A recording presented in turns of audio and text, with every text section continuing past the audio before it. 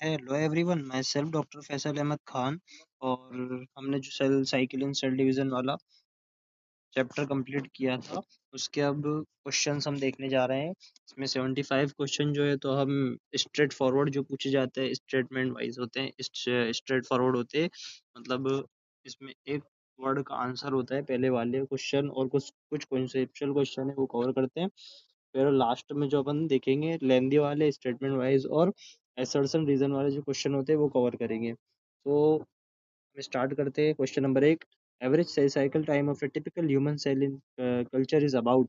एक human culture typical cell cycle का time duration कितना होता है, यानी अपनी हमारी जो सेल्स है उसकी सेल साइकिल है वो कितना एवरेज टाइम दिया हुआ है एनसीईआरटी में। इसका स्ट्रेट फॉरवर्ड आंसर है, आंसर सी आएगा। ठीक है, 24 आवर। उसके बाद में क्वेश्चन नंबर दो, which phase of cell cycle occupies more than 95% of the total duration. जो पूरी सेल साइकिल है तो उसमें 95% टाइम ड्यूरेशन जो है तो सेल साइकिल के किस फेज में जाता है।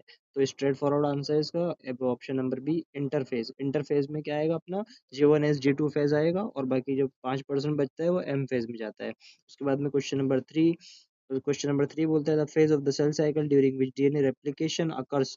अब सेल साइकिल का ऐसा कौन सा फेज होता है जिसमें डीएनए का रेप्लिकेशन होता है। तो उसका स्ट्रेट फॉरवर्ड आंसर है एस फेज। एस फेज ऐसा फेज होता है जिसमें डीएनए का रेप्लिकेशन होता है। उसके बाद आता है क्वेश्चन नंबर फोर है if DNA content at G1 phase is 2C then after S phase it becomes. अगर डीएनए कंटेंट G1 फेज में 2C है तो after S phase DNA content कितना होगा। तो हमने देखा था कि एस फेज में डीएनए कंटेंट डबल हो जाता है लेकिन क्रोमोसोम नंबर सेम रहता है। तो इसका आंसर आएगा 4C, यानी डी इसका आंसर रहेगा। ठीक है, उसके बाद में क्वेश्चन नंबर फाइव बोलता है which of the following occur during G2 phase. G2 phase में इनमें से क्या होता है जो फॉलोइंग में दिए हुए हैं, इनमें से कौन सा इंसिडेंट है जो अ, इनमें से कौन सा इंसिडेंट है जो G2 फेज में होता है। तो डीएनए रेप्लिकेशन, ये तो एस फेज में होता है। क्रोमोसोम कंडेंसेशन, नहीं भैया G2 फेज में तो नहीं होता। प्रोटीन सिंथेसिस फॉर माइटोसिस, हाँ जो प्रोटीन सिंथेसिस होता है वो G2 फेज में होता है। तो इसका आंसर आएगा सी। ठीक है, इसके बाद में question number 6, cells that exit the cell cycle and become metabolically active but non-dividing are in।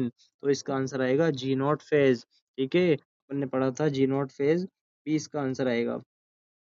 Cell cycle से एग्जिट कर जाते हैं लेकिन मेटाबॉलिकली एक्टिव होते हैं किस फेज में, जी नॉट फेज में। उसके बाद में question number 7, centriole duplicate duplication in animal cell takes place during. Animal cell में सेंट्रियोल का डुप्लीकेशन किस फेज में होता है। तो याद रखना, एनिमल सेल में सेंट्रियोल का डुप्लीकेशन उसी फेज में होता है जिसमें डीएनए का रेप्लिकेशन होता है। तो डीएनए का रेप्लिकेशन किस फेज में होता है, एस फेज में। तो सेंट्रियोल का डुप्लीकेशन भी एस फेज में होगा, ऑप्शन नंबर बी। उसके बाद में question number 8, M phase include. M phase में क्या क्या इंक्लूड होता है। तो हम देखेंगे DNA replication only, mitotic nuclear division and cytokinesis, cell growth only, synapsis of homologous. M phase में क्या होता है, mitotic nuclear division and cytokinesis M phase में होता है। Very very IMP, option number B. उसके बाद में है question number 9, karyokinesis refers to. जो कैरियोकाइनेसिस है, जो कैरियोकाइनेसिस वो किस चीज को दर्शाता है। तो हमने याद किया था कि कैरियो मतलब होता है न्यूक्लियस, और काइनेसिस मतलब होता है डिवाइड होना या टूटना। तो इसका स्ट्रेट फॉरवर्ड आंसर आएगा डिवीजन ऑफ न्यूक्लियस। ठीक है, option number B, karyokinesis division of nucleus को दर्शाता है। उसके बाद में question number 10, which structure attach spindle fibre to chromosome. Spindle fibre से जो क्रोमोसोम पर अटैच होते हैं वो किस स्ट्रक्चर के कारण अटैच होते हैं, यानी स्पिंडल फाइबर किस चीज पर क्रोमोसोम पर अटैच होते हैं। तो स्ट्रेट फॉरवर्ड आंसर है इसका काइनेटोकोर। ठीक है, याद रखना, वेरी वेरी आईएमपी है, एग्जाम में कई बार पूछा जा चुका। उसके बाद में question number 11, chromosomes align on the metaphase plate during. अब क्रोमोसोम जो है तो मेटाफेजिक प्लेट पर किस फेज में अलाइन होते हैं। तो इसका स्ट्रेट फॉरवर्ड आंसर है मेटाफेज में। मेटाफेज में जो है तो क्रोमोसोम मेटाफेजिक प्लेट पर अलाइन हो जाते हैं, एक ही लाइन में आ जाते हैं। उसके बाद में आता है question number 12, splitting of centromeres and separation of sister chromatid occur in.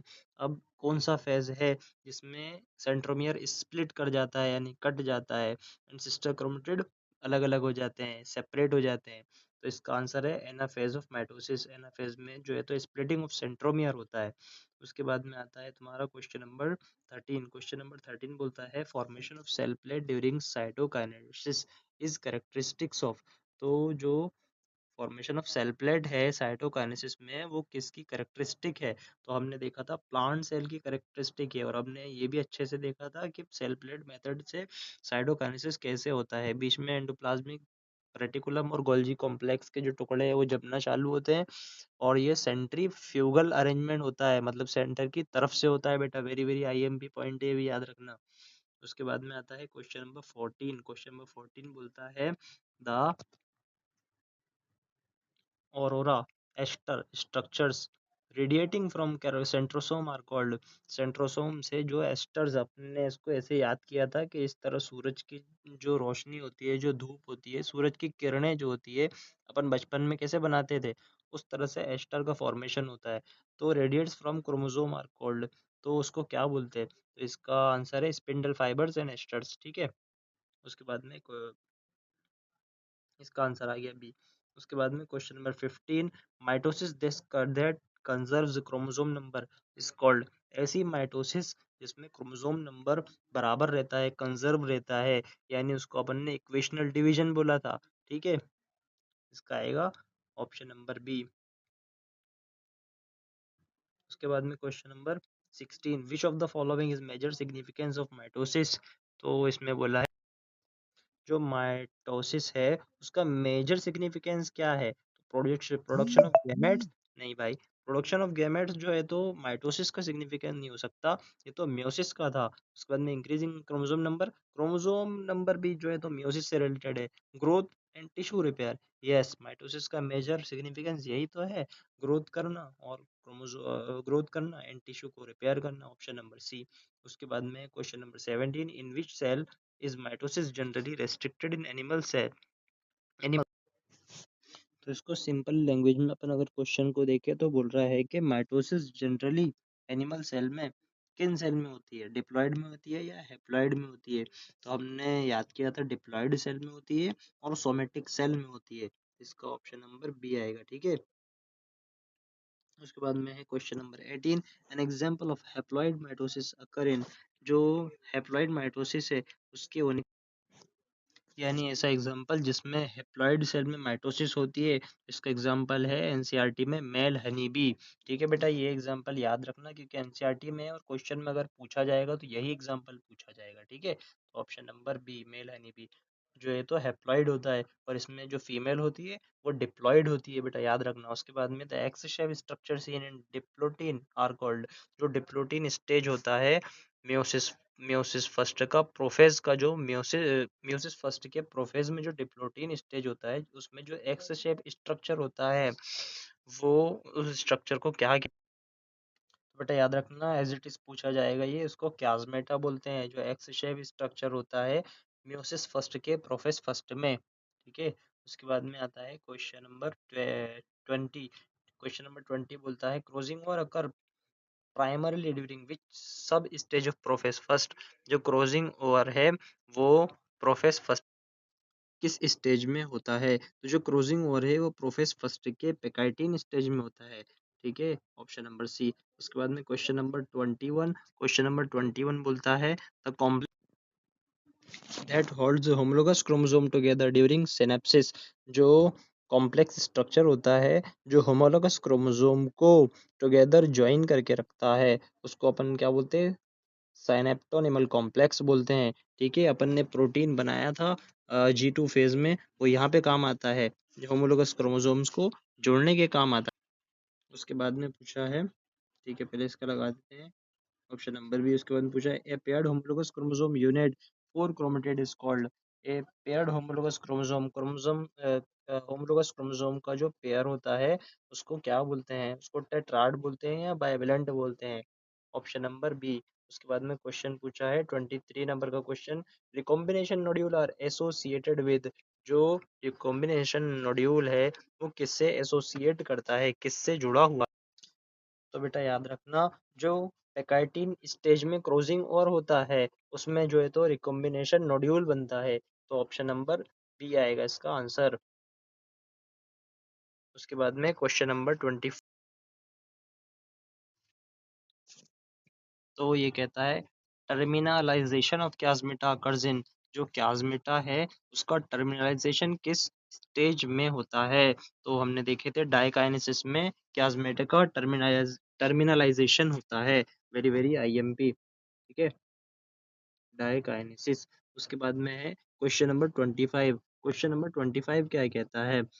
During anaphase first of meiosis, anaphase first of meiosis में क्या होता है? तो हमको मालूम है एनाफेज फर्स्ट ऑफ मियोसिस में होमोलोगस क्रोमोसोम सेपरेट होते हैं, ठीक है बेटा, very very IMP point A B, homologous chromosome अलग अलग हो जाते हैं एनाफेज फर्स्ट ऑफ मियोसिस में। उसके बाद में क्वेश्चन है question number 26। After meiosis second each resulting cell is, जो आफ्टर मियोसिस सेकंड है उसके बाद में जो डॉटर सेल्स बनते हैं वो कैसे होते हैं? तो हमको मालूम है जो मियोसिस सेकंड है उसके बाद में जो डॉटर सेल्स बनते हैं वो हैप्लॉइड होते हैं और जेनेटिकली डिफरेंट होते हैं, जेनेटिकली अलग होते हैं और हैप्लॉइड होते हैं। उसके बाद में है क्वेश्चन नंबर 27। तो 27 नंबर का question, meiosis differs from mitosis in that, जो मियोसिस है और माइटोसिस है वो अलग अलग होते हैं, लेकिन मियोसिस जो है तो माइटोसिस से अलग होता है। क्यों होता है? उसके 4 पॉइंट्स दिया। तो देखो इसमें क्वेश्चन ऑप्शन नंबर सी में दिया हुआ है, मियोसिस में क्या होता है? Includes pairing of homologous chromosomes, जो होमोलोगस क्रोमोसोम है उनका पेयरिंग होता है और रिकॉम्बिनेशन होता है। Very very IMP question number 27 में। उसके बाद में होता है क्वेश्चन, उसके बाद में आता है क्वेश्चन नंबर 28। 28 नंबर का क्वेश्चन क्या कह रहा है? इंटरकाइनेसिस इज, जो इंटरकाइनेसिस है वो क्या होता है? तो हम जानते हैं इंटरकाइनेसिस जो है तो वो टाइम पीरियड है between meiosis first and meiosis second का विद नो डीएनए रेप्लिकेशन, ठीक है। जो इंटरकाइनेसिस है वो म्यूसिस फर्स्ट और सेकंड के बीच का टाइम होता है, ठीक है। उसके बाद में आता है, इसका आंसर हो गया पहला वाला ए। उसके बाद में है क्वेश्चन नंबर 29। 29 क्वेश्चन क्या बोल रहा है? Which stage is longest and most complex in meiosis first? तो एनसीईआरटी बोलती है और वाकई में ऐसा होता भी है कि जो म्यूसिस फर्स्ट का प्रोफेस फर्स्ट है वो बहुत लॉन्गेस्ट है और कॉम्प्लेक्स है, क्योंकि हमने इसमें 5 स्टेज पढ़ी थी जिसको अपन ने ट्रिक से याद किया था, जिसको अपन ने बोला था एलजेडपीडी स्क्वायर, यानी लेप्टोटीन, जाइगोटीन, पेकाइटिन, डिप्लोटिन डाइकाइनेसिस, ठीक है। तो ये मोस्ट कॉम्प्लेक्स है and longest phase of meiosis first है। उसके बाद में क्वेश्चन नंबर 13। क्वेश्चन नंबर 30 क्या बोल रहा है? क्वेश्चन नंबर 30 बोल रहा है formation of syncytium multinucleate cell result when, जो सिंसिजियम की कंडीशन है जो लिक्विड एंडोस्पर्म में होती है, अ, जो एंडोस्पर्म में होती है, तो वो सिंसिजियम की कंडीशन किसके रिजल्ट में यानी किसके नतीजे में वजूद पाती है? तो karyokinesis is not followed by cytokinesis. क्या ऐसा होता है कि कैरियोकाइनेसिस के बाद साइटोकाइनेसिस नहीं होता, यानी न्यूक्लियस का विभाजन तो हो गया लेकिन सेल का विभाजन नहीं हो रहा? हाँ बिल्कुल एग्जैक्ट ऐसा ही होता है कि सेल का विभाजन नहीं होता लेकिन न्यूक्लियस बट चुका होता है, तो एक ही सेल में कई सारे न्यूक्लियस हो जाते हैं जिसको सिंसिजियम बोलते हैं। उसके बाद में है क्वेश्चन नंबर 31। क्वेश्चन नंबर 31 क्या बोल रहा है? Question number 31, liquid endosperm in coconut is example of, जो एंडोस्पर्म लिक्विड एंडोस्पर्म है कोकोनट में वो किसका एग्जांपल है? तो हमने जो ऊपर पढ़ा है ना कि न्यूक्लियस का डिवीजन हो गया लेकिन सेल का डिवीजन नहीं हुआ, यानी एक सेल में कई सारे न्यूक्लियस हो गए, उसको अपन ने बोलता सिंसिजियम फॉर्मेशन, ठीक है। तो इसका आंसर आएगा ऑप्शन नंबर ए, सिंसिजियम का एग्जांपल है। उसके बाद में question number 32, nuclear envelope repairs reappears during, जो न्यूक्लियर इन्वेलप है वो रीअपियर्स हो जाता है यानी दोबारा से दिखने लगता है, किस फेज में होता है? तो याद रखना टीलोफेज में न्यूक्लियर इन्वेलप रीअपियर हो जाता है। उसके बाद में है क्वेश्चन नंबर 33 आएगा। क्वेश्चन नंबर 33 देखते हैं अपन, which of the following events mark the start of metaphase? इनमें से कौन सा इवेंट ये मार्क करता है कि मेटाफेज स्टार्ट होने जा रहा है? तो बेटा याद रखना, जब न्यूक्लियर इन्वेलप डिसइंटीग्रेट्स कंप्लीटली, यानी न्यूक्लियर इन्वेलप डिसइंटीग्रेट हो जाता है, कंप्लीटली गायब हो जाता है, तो उसको बोलेंगे हम कि मेटाफेज शुरू होने जा रहा है। उसके बाद में question number 34, the dash serves as the site of microtubule attached on chromosomes. तो इसमें बोल रहा है कि इनमें से क्या है जो माइक्रोट्यूब्यूल को अटैचमेंट होने के लिए साइट प्रोवाइड करता है, सर्व करता है। तो हमको मालूम है जो काइनेटोकोर है वो माइक्रोट्यूब्यूल को अटैचमेंट होने की साइट प्रोवाइड करता है क्रोमोसोम पर। ठीक है, अब ये काइनेटोकोर जो है तो सेंट्रोमियर से जुड़ा होता है, अपन ने पढ़ा था उसमें चैप्टर जब पढ़ रहे थे उस टाइम पर। उसके बाद में है question number 35, which enzyme is mentioned as being involve in closing और रिकॉम्बिनेशन। तो रिकॉम्बिनेशन में कौन सा एंजाइम जो है तो इन्वॉल्व होता है, तो इस एनसीईआरटी में दिया हुआ है रिकॉम्बिनेज एंजाइम जो है तो रिकॉम्बिनेशन में इन्वॉल्व होता है, जैसे कि नाम से ही जाहिर हो रहा है, रिकॉम्बिनेशन और रिकॉम्बिनेज एंजाइम के थ्रू। ठीक है, उसके बाद में question number 36, question number 36, during metaphase of meiosis each chromatid is connected to. जो मेटाफेज होता है जो माइटोसिस में मेटाफेज होता है उसमें each chromatid is connected to, जो क्रोमेटिड है वो किस पर कनेक्टेड होता है, both poles by the same spindle fibre. क्या बोथ दोनों पोल्स पर सेम स्पिंडल फाइबर से जुड़ा हुआ होता है? नहीं भैया, one pole by it's kinetochore spindle fibre. हाँ, एक पोल से काइनेटोकोर के थ्रू एक तरफ से जुड़ा हुआ होता है और दूसरी तरफ से दूसरे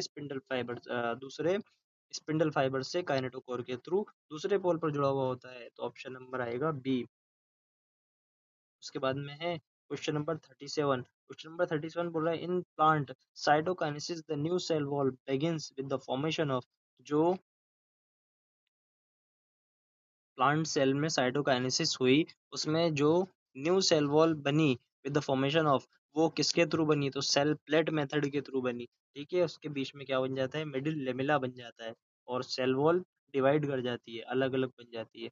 उसके बाद में आता है क्वेश्चन नंबर 38, क्वेश्चन नंबर 38 बोला विच of the following is true about chromosome number and DNA content during S phase. तो हमने देखा था एस फेज में क्या होता है, डीएनए कंटेंट डबल हो जाता है लेकिन क्रोमोसोम नंबर सेम रहता है। तो इसमें क्वेश्चन कौन से ऑप्शन में दिया हुआ है देखते हैं। क्रोमोसोम नंबर डबल नहीं, क्रोमोसोम नंबर तो सेम होता है, क्रोमोसोम नंबर अनचेंज। ठीक है, डीएनए कंटेंट डबल। ठीक है, यही है इसका answer, option number B. Chromosome number double हो जा क्रोमोसोम नंबर सेम रहता है, अनचेंज रहता है और डीएनए कंटेंट डबल हो जाता है। उसके बाद में है question number 39, which process restore the diploid number after meiosis. कौन सी प्रोसेस है जो क्रोमोसोम, ऐसी कौन सी प्रोसेस होती है जो डिप्लॉयड नंबर को रिस्टोर करती है आफ्टर म्यूसिस। तो अपन ने देखा था म्यूसिस जो है तो रिडक्शनल डिवीजन है, यानी क्रोमोसोम नंबर हाफ कर देती है, लेकिन फर्टिलाइजेशन ऐसा इवेंट होता है जो क्रोमोसोम नंबर को डिप्लॉयड कर देता है, फिर से रिस्टोर कर देता है, ऑप्शन नंबर सी। उसके बाद में है question number 40, question number 40 chromosome question number 40 बोल रहा है ड्यूरिंग पेकाइटिन क्रोमेटिड्स आर। पेकाइटिन में जो क्रोमेटिड्स है तो इसका जो है दिया हुआ है क्रोमेटिन ओनली।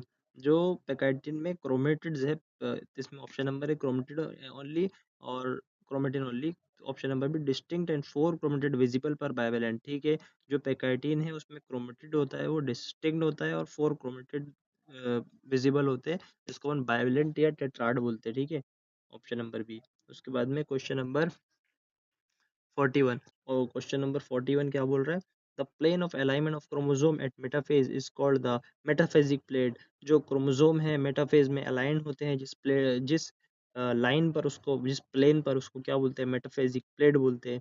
उसके बाद में है क्वेश्चन नंबर 42, कोई 42 बोल रहा है विच event is characteristic of NFS second. इनमें से कौन सा ऐसा इवेंट है जो एनएफएस सेकंड का करेक्ट। तो क्या homologous chromosome separate? Homologous chromosome separate तो नहीं हो सकता, सिस्टर क्रोमेटिड सेपरेट। हाँ, सिस्टर क्रोमेटिड जो है तो सेपरेट होते हैं क्योंकि इसमें जो है तो सेंट्रोमियर का स्प्लिटिंग होती है, सेंट्रोमियर स्प्लिट कर जाता है और सिस्टर क्रोमेटिड सेपरेट कर जाते हैं, ऑप्शन नंबर बी। उसके बाद में क्वेश्चन है क्वेश्चन नंबर 43, विच डिवीजन रिड्यूस क्रोमोसोम नंबर। जो ऐसा डिवीजन जिसमें क्रोमोसोम नंबर हाफ हो जाता है, यानी रिड्यूस हो जाता है, उसका आंसर आएगा मियोसिस फर्स्ट जो है तो रिडक्शनल डिवीजन बोला गया है। उसके बाद में है question number 44, which of the following is not a stage of mitosis? इनमें से ऐसा क्या है जो माइटोसिस की स्टेज नहीं है? तो माइटोसिस में क्या होता है? Prophase, metaphase, anaphase, telophase. इसमें क्या दिया हुआ है? प्रोफेज दिया हुआ है, और ऑप्शन नंबर सी में एनाफेज है, डी में टीलोफेज है।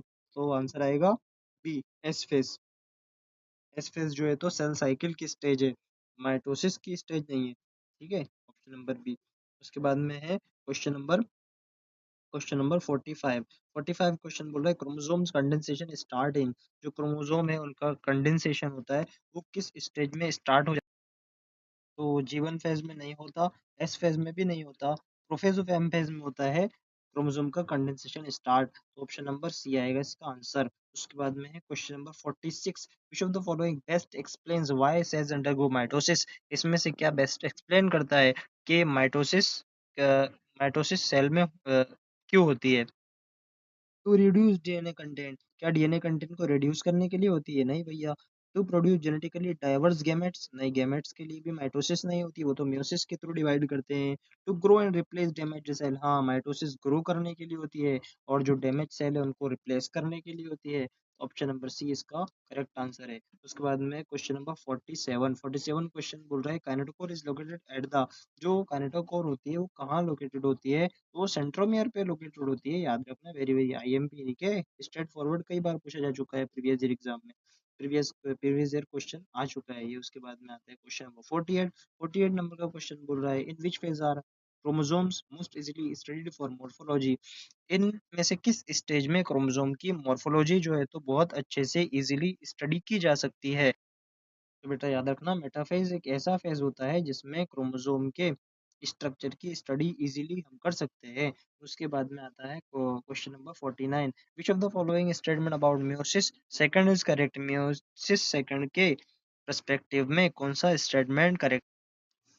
तो it is identical to meiosis first, क्या म्यूसिस फर्स्ट की तरह ही होता है म्यूसिस सेकंड भी? नहीं भैया, जो म्यूसिस फर्स्ट है वो तो बहुत कॉम्प्लेक्स है और लॉन्गेस्ट है, लेकिन म्यूसिस फर्स्ट है तो बहुत कॉम्प्लेक्स हो गया, लेकिन म्यूसिस सेकंड तो बहुत इजी होता है।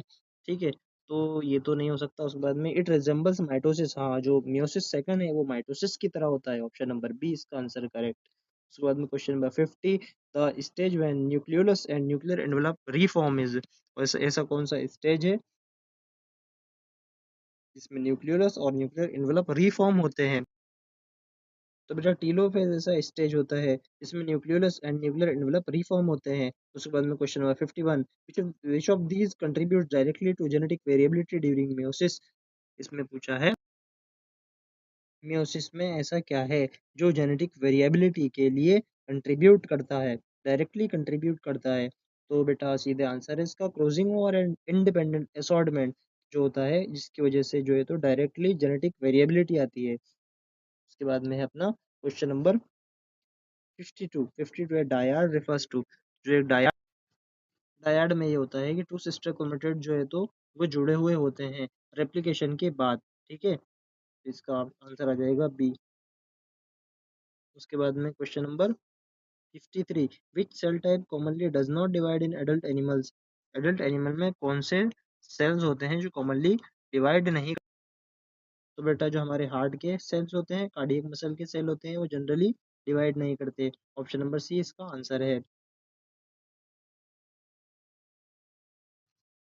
तो गाइस अब हम देखते हैं क्वेश्चन नंबर 54। 54 नंबर का question, the mitotic spindle is made primarily of, जो माइटोटिक स्पिंडल है वो प्राइमरली किस चीज से बना होता है? तो हमको मालूम है माइक्रोट्यूब्यूल से बना होता है, ऑप्शन नंबर बी। ठीक है, उसके बाद में हम देखेंगे क्वेश्चन नंबर 55। 55 बोल रहा है which of the following would you expect immediate after S phase, के एस फेज के इमीडिएट आफ्टर क्या होता है? तो हम जानते हैं कि एस फेज में जो है तो डीएनए का रेप्लिकेशन होता है, यानी chromosomes replicated and DNA content जो है तो डबल हो जाता है, 2C से 4C हो जाता है, लेकिन क्रोमोसोम नंबर सेम होता है। ठीक है, याद रखना, डीएनए कंटेंट डबल हो जाता है लेकिन क्रोमोसोम नंबर सेम रहता है, ऑप्शन नंबर बी। उसके बाद में आता है क्वेश्चन नंबर 56। 56 नंबर का क्वेश्चन बोल रहा है which of the following is true about diplotene stage?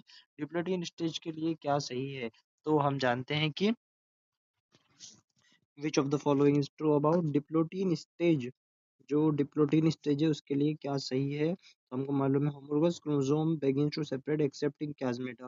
कैजमेटा पे जो है तो सेपरेशन नहीं होता है, लेकिन होमोलोगस क्रोमोसोम बिगिंस कर जाते हैं सेपरेशन के लिए, स्टार्टिंग कर लेते हैं। उसके बाद में है क्वेश्चन नंबर, तो इसका आंसर क्या हो गया, आंसर हो गया इसका ऑप्शन नंबर बी। उसके बाद में question number 57, 57 number question, the presence of recombination nodule indicates, जो रिकॉम्बिनेशन नोड्यूल्स है उसकी प्रेजेंस क्या इंडिकेशन करती है, तो sites of crossing over during pachytene stage.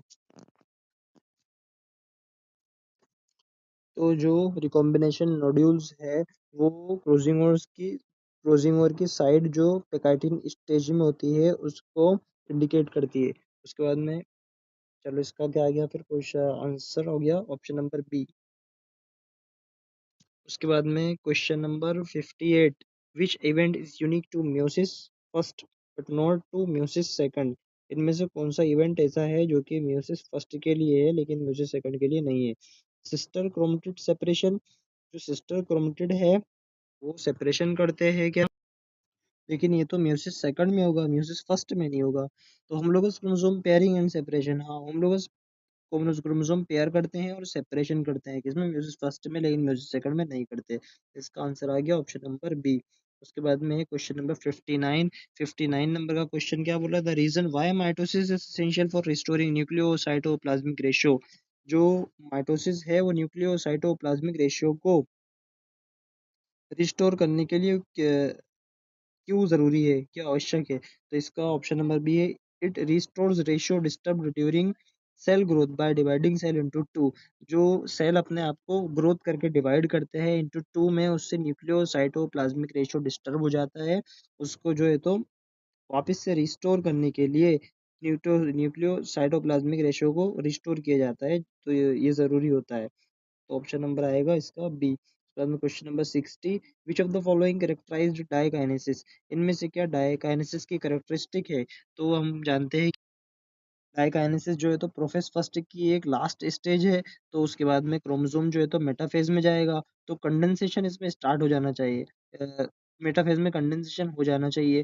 तो क्या होगा इसमें, टर्मिनाइजेशन ऑफ क्याज़मेटा, क्याज़मेटा का टर्मिनाइजेशन होगा और full condensation before metaphase first, और मेटाफेज फर्स्ट के पहले फुल कंडेंसेशन हो जाएगा इसमें किसमें, डाइकाइनेसिस में, तो ऑप्शन नंबर बी।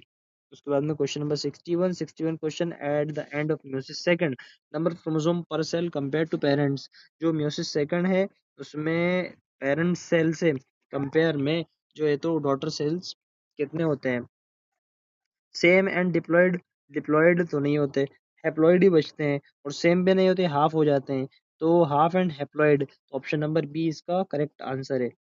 उसके बाद में है option number question number 62, 62 question, the term bivalent refers to, bivalent भी बोलते हैं और टेट्राड भी बोलते हैं किसको, paired homologous chromosome during meiosis first में जो होता है उसको बोलते हैं बाइवेलेंट एंड टेट्राड। उसके बाद में question number 63, 63 during which phase would you observe anaphase movement of chromosome, anaphasic movement किस फेज में होगा, तो एनाफेज में होगा, ऑब्वियस सी बात है, ऑप्शन नंबर सी। उसके बाद में question number 64, 64 which of the following cells would most likely stay permanently in G nought, ऐसे कौन से सेल है जो जी नॉट फेज में परमानेंटली जो है तो चले जाते हैं, तो है न्यूरॉन सेल ऐसे होते हैं जो परमानेंटली जी नॉट फेज में चले जाते हैं, ये नहीं आगे, ये अगर इसमें डिफेक्ट आया तो ये डिवाइड नहीं करते।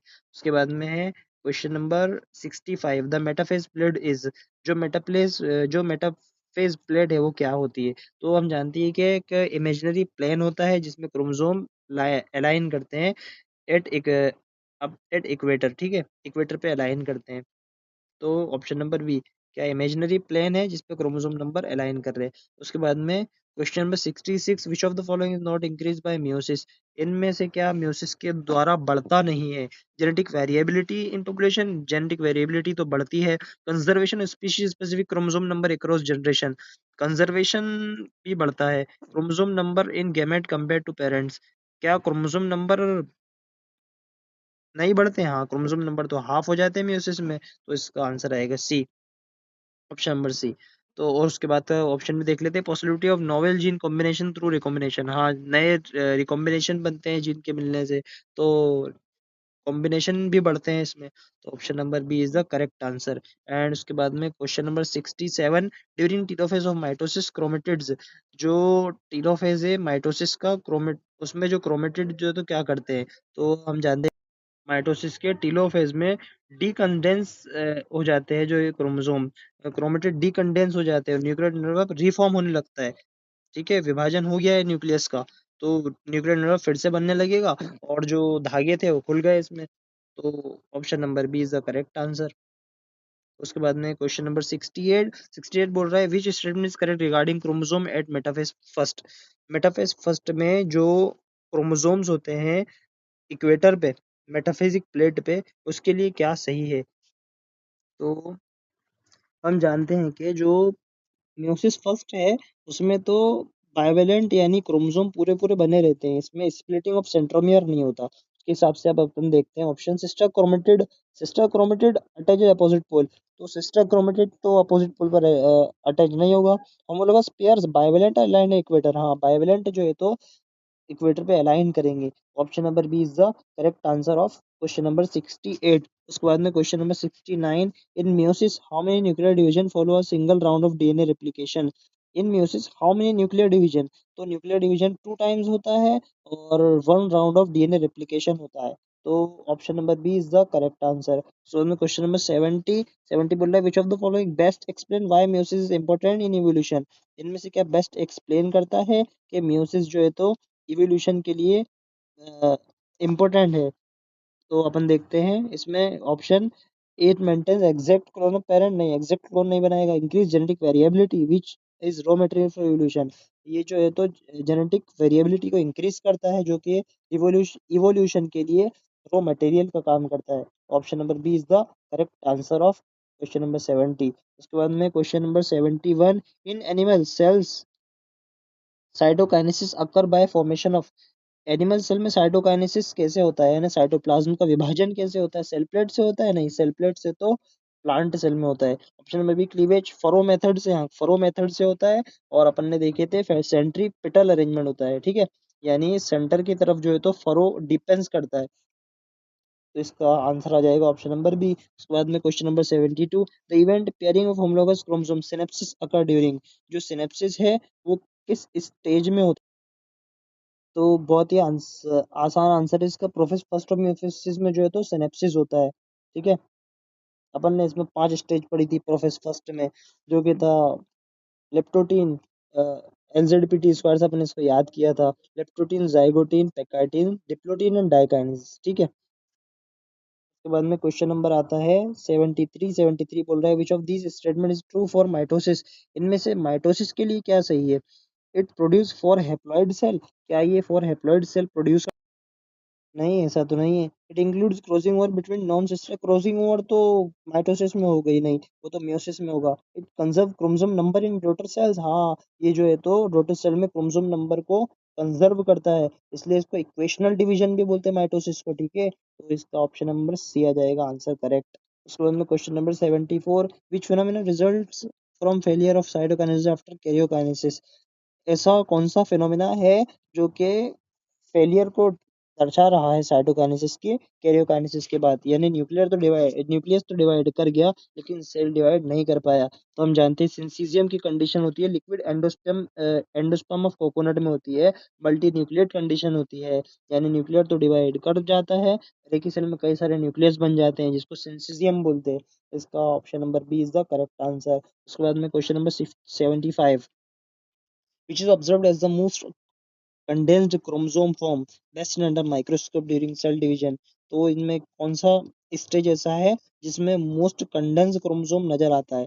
तो इसका स्ट्रेट फॉरवर्ड आंसर है प्रोफेज या मेटाफेज क्रोमोसोम। अगर इनमें से अलग अलग ऑप्शन दिया तो मेटाफेज आएगा correct answer, and prophase metaphase साथ में दिया है तो अपन इसको लगा देते हैं, option number B is the correct answer. उसके बाद में क्वेश्चन नंबर 76 देखते हैं अपन।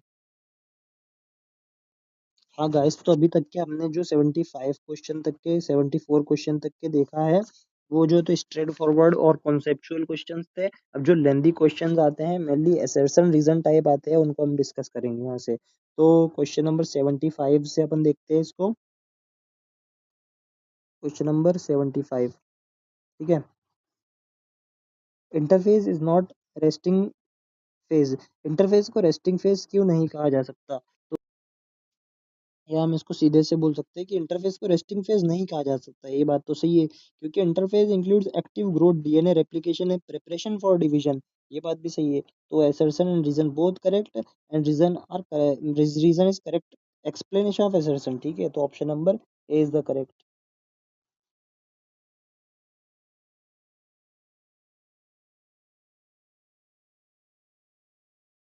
उसके बाद में हम देखेंगे क्वेश्चन नंबर 76। क्वेश्चन नंबर 76 बोल रहा है डीएनए कंटेन डबल्स इन एस फेज। सही बात है, डीएनए कंटेंट जो है एस फेज में डबल हो जाता है। क्रोमोसोम नंबर आल्सो डबल्स इन एस फेज। नहीं भैया, क्रोमोसोम नंबर तो सेम होते हैं, डीएनए कंटेंट डबल होता है। तो इसमें क्या आएगा?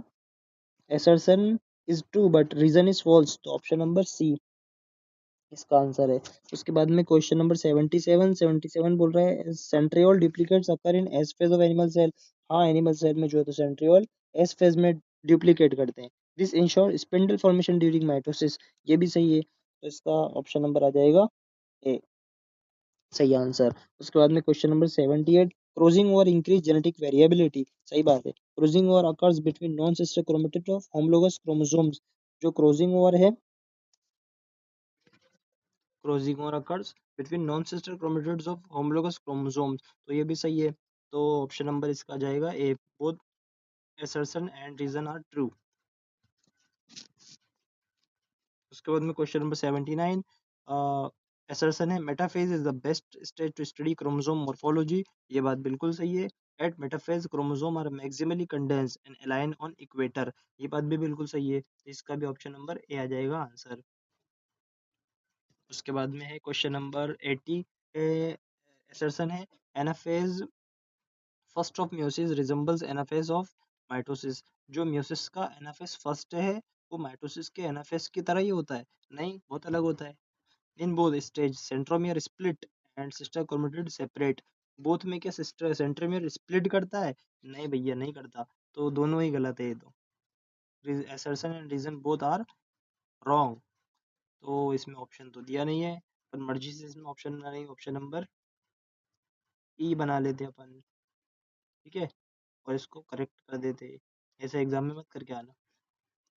ठीक है, उसके बाद में question number 81 telophase marks reappearance of nuclear envelope.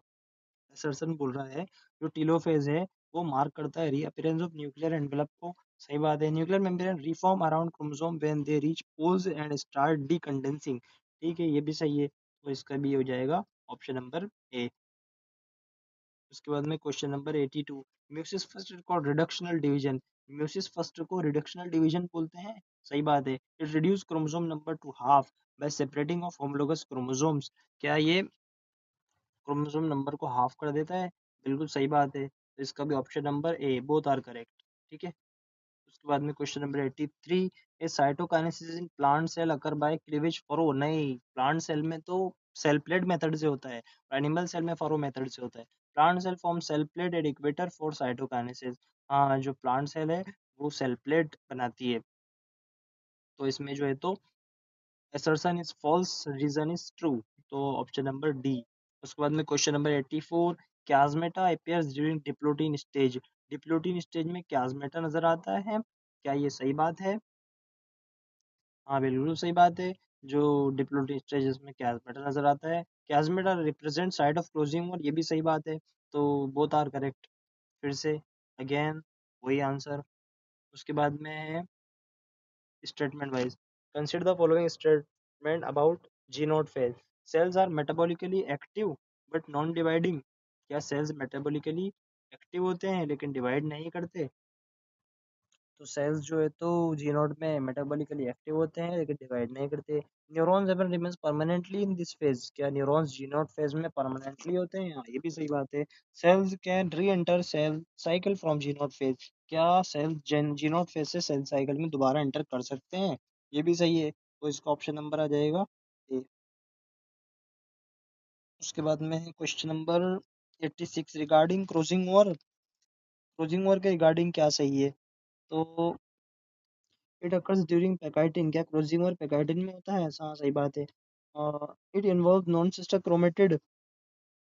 इनमें क्या नॉन सिस्टर क्रोमेटिड इन्वॉल्व होते हैं, ये भी सही बात है। It leads to genetic recombination, हाँ जेनेटिक रिकॉम्बिनेशन भी होता है, तो ऑप्शन नंबर आ जाएगा इसका correct answer.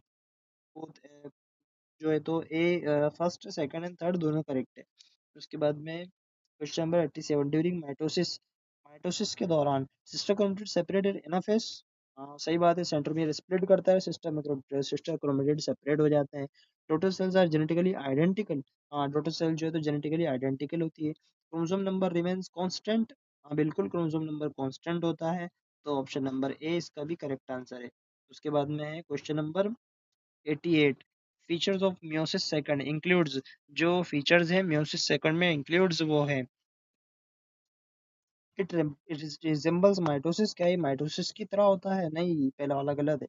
DNA replication occurs before it, हाँ ये सही बात है। उसको सिस्टर क्रोमेटिड सेपरेट भी होते हैं मियोसिस सेकंड में, तो इसमें आ जाएगा option number B, option number C, second and third correct है। ठीक है, फर्स्ट वाला गलत है,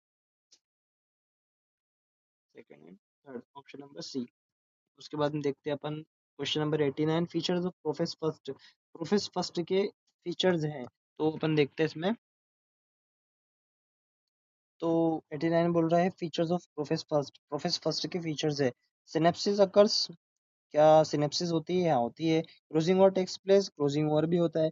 न्यूक्लियर मतलब रीअपेयर, नहीं रीअपेयर नहीं होता, तो इसका आ जाएगा 1 और 2, किसमें आ रहा है? ऑप्शन नंबर बी में, पहला और दूसरा ये करेक्ट है। उसके बाद में हम देखते हैं question number 90, regarding spindle fibre, spindle fibre के रिगार्डिंग क्या सही है? तो हम देखते हैं इसमें कंपोज्ड ऑफ माइक्रोटिब्यूल्स, क्या माइक्रोटिब्यूल्स से बना होता है? सही बात है, स्पिंडल फाइबर। उसके बाद में अटैच टू काइनेटोकोर, अटैच होता है पुल क्रोमोसोम टुवर्ड्स पोल की तरफ, क्रोमोसोम को पुल करता है, तो इसका ऑप्शन नंबर ए आ जाएगा आंसर, करेक्ट वाला। उसके बाद में 91 question, function of mitosis include, जो माइटोसिस के फंक्शन है उनमें इंक्लूड है, देखते हैं। ग्रोथ ऑफ मल्टीसेलुलर ऑर्गेनिज्म, हाँ ग्रोथ करता है माइटोसिस, ठीक है। उसके बाद में मेंटेनेंस ऑफ क्रोमोसोम नंबर को मेंटेन करेगा माइटोसिस, हाँ करेगा maintain. Genetic variation in gametes, genetic variation जो है तो इसमें माइटोसिस में नहीं आता, तो 1 और 2 आ जाएगा, option number B is the correct answer. उसके बाद में है question number 92, events in telophase, जो टीलोफेज के इवेंट्स हैं उनमें क्रोमोसोम डिकंडेंस, हाँ क्रोमोसोम डिकंडेंस हो जाते हैं। न्यूक्लियस रीअपेयर हो जाते हैं। न्यूक्लियर इनवेलप रिफॉर्म, हाँ ये भी सही है, तो option number A is the correct answer of question number 92। उसके बाद में question number 93, feature of micro meiosis first, meiosis first के जो फीचर्स हैं उनके लिए रिडक्शनल डिवीजन अकर्स, जो रिडक्शनल डिवीजन है क्या मियोसिस फर्स्ट, हाँ ये सही बात है। होमोलोगस क्रोमोसोम सेपरेट हो जाते हैं। क्रोजिंग ओवर भी हो सकता है, तो option number A is the correct answer. उसके बाद में हम देखते हैं question number 94, about metaphase first के रिगार्डिंग क्या सही है? तो अपन देखते हैं होमोलोगस क्रोमोसोम अलाइन इक्वेटर, हाँ जो होमोलोगस क्रोमोसोम्स हैं वो इक्वेटर पे अलाइन करते हैं। उसके बाद में sister chromatid move to opposite pole, sister chromatid opposite pole की तरफ मूव करते हैं, ये भी सही बात है। नहीं नहीं ये सही बात नहीं है, क्योंकि अगर मेटाफेस सेकंड होता तो ये सही बात होती, लेकिन मेटाफेस फर्स्ट में जो है तो होमोलोगस क्रोमोसोम्स होते हैं, सिस्टर क्रोमेटिड कैसे अलग होगा? इसमें स्प्लिटिंग ऑफ सेंट्रोमियर तो होता ही नहीं है। उसके बाद में spindle fibre attach to kinetochore, spindle fibre जो तो काइनेटोकोर पर अटैच होते हैं, हाँ सही बात है, 1 और 3 करेक्ट है, तो 1 और 3 तो इसमें है ही नहीं ऑप्शन, तो अपन इसको बना लेते हैं ऑप्शन मर्जी से अपने, ऑप्शन नंबर ई करेक्ट आंसर, ये सबसे बढ़िया काम है। उसके बाद में question number 95, characteristics of mitotic prophase, जो माइटोटिक प्रोफेज है उसकी करेक्टरिस्टिक क्या होती है? तो क्रोमोसोम कंडेंसेशन बिगिंस, क्रोमोसोम का कंडेंसेशन स्टार्ट हो जाता है प्रोफेज में माइटोसिस की, सही बात है। स्पिंडल अपरेटस फॉर्म होने लगता है, उसके बाद न्यूक्लियर एनवलप रीअपेयर नहीं होगा, तो 1 और 2 आ जाएगा, option number B is the correct answer. उसके बाद में question number 96, importance of meiosis, meiosis की जो मियोसिस है वो मेंटेन्स करता है क्रोमोसोम नंबर अक्रॉस जनरेशन, सही बात है। उसके बाद में इंट्रोड्यूस जेनेटिक वेरिएबिलिटी, ये भी सही है। प्रोड्यूस गैमेट्स, ये भी सही है, तो option number A is the correct answer. उसके बाद में question number 97, cytokinesis in animal. जो साइटोकाइनेसिस है एनिमल सेल में अकर बाय क्लीवेज फरो मेथड के थ्रू होता है। सही बात है ये भी। उसके बाद में आता है contractile ring of actin filament is involve. इसमें एक्टिन फिलामेंट का कॉन्ट्रैक्टाइल रिंग इन्वॉल्व होता है, ये भी सही बात है। उसके बाद cell plate is form, cell plate जो है तो प्लांट सेल में होता है, तो ये सही बात नहीं है। ऑप्शन नंबर 1 एंड 2 जो है तो इसमें करेक्ट है, तो इसमें ऑप्शन नंबर बी आ जाएगा करेक्ट आंसर, 1 एंड 2। उसके बाद में अपन जाते हैं क्वेश्चन नंबर 98 की तरफ। During diplotene stage, during diplotene stage क्या होता है? Synaptonemal complex dissolve, synaptonemal complex dissolve कर जाता है। Homologous chromosome remain attached with chiasmata, homologous chromosome जो है तो अटैच रहते हैं प्लाज्मेटा पे। उसके बाद टर्मिनलाइजेशन ऑफ प्लाज्मेटा स्टार्ट हो जाता है, तो तीनों सही बात है। Option number A is the correct answer. उसके बाद में question number 99, events of S phase, S phase के इवेंट्स क्या है? तो अपन देखते हैं। डीएनए रेप्लिकेशन ऑकर्स, ठीक है, DNA replication occurs, DNA replication होता है। Chromosome number doubles, chromosome number remain same होते, गलत है। सेंट्रियोल डुप्लीकेशन टेक्स प्लेस, क्या सेंट्रियोल का डुप्लीकेशन भी एस फेज में होता है? हाँ ये भी सही बात है, सेंट्रियोल डुप्लीकेट करते हैं एस फेज में। ऑप्शन नंबर 1 एंड 3 जो है तो करेक्ट आंसर हो गया। अब इसमें ऑप्शन दिया हुआ नहीं है, पता है नाम क्या करते हैं ऐसी स्थिति में? हम खुद से बनाते हैं ऑप्शन, ऑप्शन नंबर ई, उसके बाद लगा देते हैं करेक्ट आंसर। उसके बाद में आता है क्वेश्चन नंबर 100, अपना लास्ट क्वेश्चन है इस सेशन का। सिग्निफिकेंट ऑफ माइटोसिस, माइटोसिस का जो है तो सिग्निफिकेंस क्या है? रिस्टोर्स न्यूक्लियोसाइटोप्लाज्मिक रेशियो, सबसे पहले जिस पर अपन ने बात की थी, बिल्कुल सही। हेल्प इन वोन हीलिंग, यस बिल्कुल। उसके बाद maintain genetic stability, genetic stability को मेंटेन करता है, इसीलिए तो अपन इसको इक्वेशनल डिवीजन बोलते हैं। तो तीनों जो ऑप्शन है इसके करेक्ट है, option number A is the correct answer of question number 100। इसी के साथ ही अपन ने 100 क्वेश्चन कवर कर लिया। तो अब अपन अगला अपना चैप्टर स्टार्ट करेंगे, जो कि होगा बायोमोलिक्यूल्स। ठीक है, तब तक के लिए आप पढ़ते रहें। All the very best for your examination. Thank you for watching. Bye bye.